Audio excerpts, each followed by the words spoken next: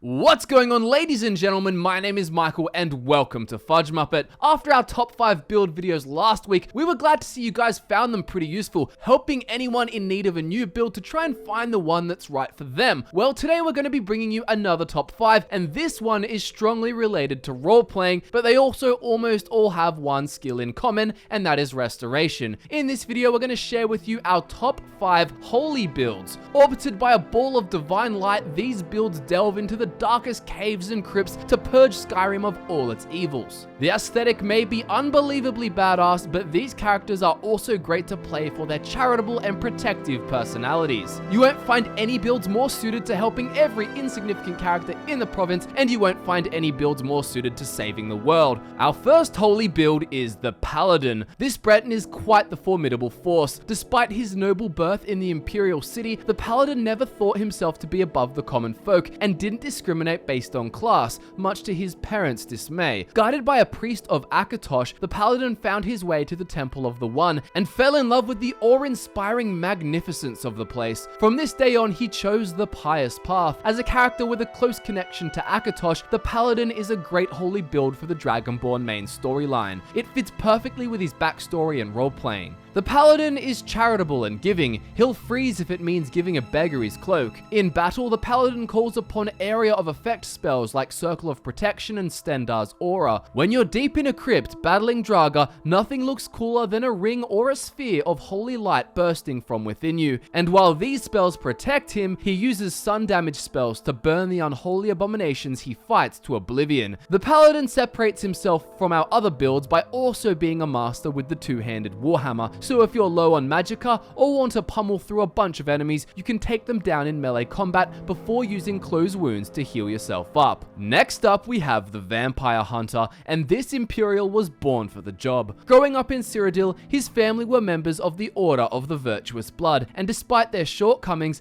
the Vampire Hunter has been dedicated to ridding the world of vampires. This build combines restoration magic with archery, and he does so while looking incredibly fearless. He is constantly shrouded in light, and he fires glowing sun-hallowed elven arrows from Auriel's bow, destroying vampires and bringing the might of the sun to the dark holes they hide themselves in. As a vampire hunter, he'll be spending a lot of time in the darkness, and it's here where his sun-powered arrows look oh so holy. He plays like a ranged tank, using alteration flesh spells for armor rating along with his already sturdy Dawnguard armor. Stendarr's Aura gives that glowing aesthetic to top it all off and gives you an instant advantage against melee attacking foes in the depths of any vampire lair. Our third holy build is a modded one. This build is the Avatar, and she uses the Ordinator perk overhaul for a totally unique playstyle completely unlike any of our other holy builds. In place of restoration, the Ordinator perk overhaul mod allows the Avatar to use shouts to achieve similar levels of glowing aesthetic godliness. Similar to the Paladin, the Avatar comes from high birth, though she is a high elf from Alinor, born into a family of xenophobic Mer supremacists. So the Avatar wasn't always loving, caring, and devoted to the divines like our other holy builds. After suffering immense pain and being blinded by Altmer anarchists, she loses her ability to judge people, and in desperation she turns to the gods. Auriel reaches out to her and chooses her to be his holy avatar, carrying out his will. She aims to repent for her youthful bigotry and condescension, and will no longer put herself above anyone else. With the Ordinator perks, this build is able to focus heavily on dragon shouts and the unarmed ability. These skills aren't usually too viable in vanilla Skyrim. They can be useful, but they certainly can't carry a character's damage output like other skills can. She uses shouts to power her up and to beef up her radiant aesthetic, and then punches her foes into the horizon. So if you've ever wanted to use unarmed skills effectively, this is the best build for you, as vanilla is pretty weak comparatively and much less fun to use without this perk overhaul. Our fourth holy build is the Templar, and she too is a high elf in service to Auriel, but that's pretty much where her similarities to the Avatar end. The Templar is a godly shield basher. She joined the Templar Order of Auriel after the Oblivion Crisis to prevent the Daedra from ever being able to rise up as they had during the crisis. Growing up in such turmoil fueled her fiery hatred for all things Daedric and foul, and it is quite literally fiery. She ironically uses the unique Daedric artifact known as Dawnbreaker because it allows her to burn her foes alive, killing all the undead in her path. While it is Daedric in origin, she sees it as fighting fire with fire, and if you look into the lore of Meridia, who you acquire this Daedric artifact from, you may find that she's not exactly a Daedric prince anyway.